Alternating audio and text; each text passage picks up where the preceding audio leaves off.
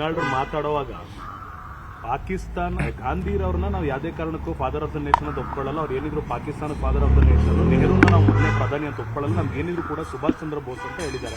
ನೋಡ್ರಿ ಇವ್ರಿಗೆಲ್ಲರಿಗೂ alternate history ಓದ್ಬಿಟ್ಟು ಅಭ್ಯಾಸ ಇದೆ. ವಾಟ್ಸಪ್ ಯೂನಿವರ್ಸಿಟಿನಲ್ಲಿ ಓದಿ ಬೆಳೆದಂಥವ್ರು ಇವರೆಲ್ಲರೂ. ಚರ್ಚೆಗೆ ಬರಲಿ ಇವರೇ ಇದೇ BJP ನಾಯಕರು.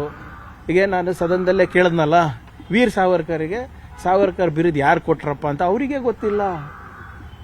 RSS ಇತಿಹಾಸ ಗೊತ್ತೇನ್ರಿ ಇವರಿಗೆ? 52 ವರ್ಷ ಯಾಕೆ ಬಾವುಟ ಆರಿಸಿಲ್ಲ ಅಂದರೆ ಅವ್ರಿಗೆ ಉತ್ತರ ಗೊತ್ತಿಲ್ಲ. ಇದು ಸದನದಲ್ಲಿ ಚರ್ಚೆ ಮಾಡಿದ್ದೀನಲ್ಲ, ನಾನೇ ಚರ್ಚೆ ಮಾಡಿದ್ದೀನಲ್ಲ. We are ready to discuss. ಮತ್ತು ಯಾಕಪ್ಪ ಮೋದಿ ಅವರೆಲ್ಲ ಕಡೆ ಹೋಗ್ಬಿಟ್ಟು ಗಾಂಧೀಜಿಯವ್ರ ಸ್ಟ್ಯಾಚ್ಯೂ ಉದ್ಘಾಟನೆ ಮಾಡ್ತಾ ಇದ್ದಾರೆ ವಿದೇಶದಲ್ಲಿ? ಯಾಕೆ ಮಾಡ್ತಾ ಇದ್ದಾರೆ? ಬರ್ದು ಕೊಟ್ಬಿಡ್ಲಿ, ಇಲ್ಲಪ್ಪ ಅವ್ರ ಫಾದರ್ ಆಫ್ ದ ನೇಷನ್ ಅಲ್ಲ ಅಂತ ಬರ್ದು ಕೊಟ್ಬಿಡ್ಲಿ. ಮತ್ತು ವಿದೇಶದಲ್ಲೂ ಹೋದಾಗ ಇವ್ರು ಗಾಂಧೀಜಿಯವ್ರಿಗೆ ಹೆಸರು ಎತ್ತೋದು ನೈತಿಕತೆ ಇರೋದಿಲ್ಲ. ವಿದೇಶದಲ್ಲಿ ಹೋದಾಗ ಮಾತ್ರ ಗಾಂಧೀಜಿಯವ್ರ ತತ್ವ ಬೇಕು, ಆದರ್ಶ ಬೇಕು, ಹೋರಾಟ ಬೇಕು. ಇವ್ರದ್ದೆಲ್ಲ ನಾನು ಹೇಳ್ತಾ ಇದ್ದೀನಲ್ಲ ಅವ್ರದ್ದು ಇತಿಹಾಸದಲ್ಲಿ ಯಾವುದೇ ಪಾತ್ರ ಇರಲಿಲ್ಲ BJP RSS ಅವ್ರದ್ದು. ಅದಕ್ಕೆ ಇವ್ರದ್ದಾದಂಥ ಒಂದು ಇತಿಹಾಸವನ್ನು ರಚನೆ ಮಾಡಲಿಕ್ಕೆ ಹೊರಟಿದ್ದಾರೆ. ಮಾಡಲಿ, ಅದಕ್ಕೆ ದಾಖಲೆ ಸಮೇತ ಕೊಡಲಿ. ಇವರು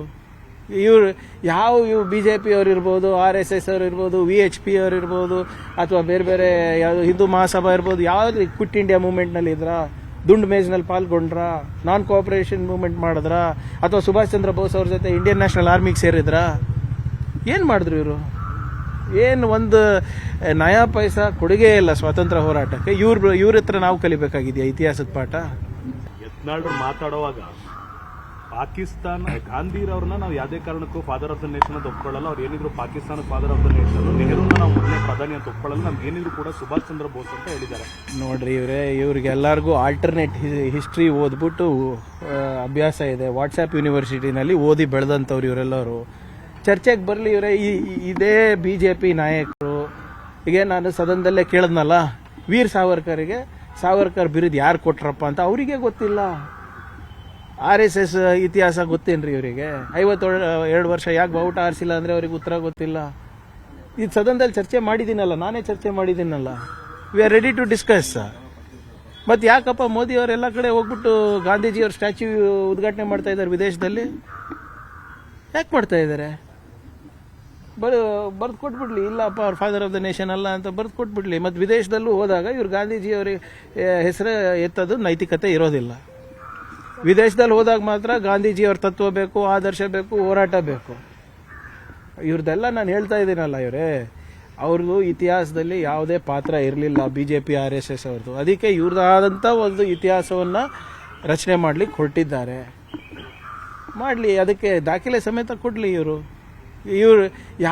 BJP ಅವ್ರು ಇರ್ಬೋದು, RSS ಅವ್ರು ಇರ್ಬೋದು, VHP ಅವ್ರು ಇರ್ಬೋದು, ಅಥವಾ ಬೇರೆ ಬೇರೆ ಯಾವುದು ಹಿಂದೂ ಮಹಾಸಭಾ ಇರ್ಬೋದು, ಯಾವ್ದು ಕ್ವಿಟ್ ಇಂಡಿಯಾ ಮೂವ್ಮೆಂಟ್ನಲ್ಲಿ ಇದ್ರಾ, ದುಂಡು ಮೇಜ್ನಲ್ಲಿ ಪಾಲ್ಗೊಂಡ್ರಾ, ನಾನ್ ಕೋಆಪರೇಷನ್ ಮೂವ್ಮೆಂಟ್ ಮಾಡಿದ್ರಾ, ಅಥವಾ ಸುಭಾಷ್ ಚಂದ್ರ ಬೋಸ್ ಅವ್ರ ಜೊತೆ ಇಂಡಿಯನ್ ನ್ಯಾಷನಲ್ ಆರ್ಮಿಗೆ ಸೇರಿದ್ರಾ?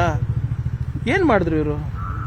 ಏನು ಒಂದು ನಯಾ ಪೈಸಾ ಕೊಡುಗೆ ಇಲ್ಲ ಸ್ವಾತಂತ್ರ್ಯ ಹೋರಾಟಕ್ಕೆ. ಇವ್ರ ಹತ್ರ ನಾವು ಕಲಿಬೇಕಾಗಿದೆಯಾ ಇತಿಹಾಸದ ಪಾಠ? ನಿರ್ಭೀತ, ನಿಷ್ಪಕ್ಷಪಾತ, ವಿಶ್ವಾಸಾರ್ಹ ಸುದ್ದಿಗಳಿಗೆ ಮತ್ತೊಂದು ಹೆಸರಾಗಿರುವ News18 ಕನ್ನಡ ಈಗ ಆಪ್ನಲ್ಲೂ ಲಭ್ಯವಿದೆ. ದಯವಿಟ್ಟು ಇಲ್ಲಿರುವ QR ಕೋಡ್ ಅನ್ನು ಸ್ಕ್ಯಾನ್ ಮಾಡಿಕೊಂಡು ಆಪ್ ಡೌನ್ಲೋಡ್ ಮಾಡೋದಕ್ಕೆ ಮರಿಬೇಡಿ.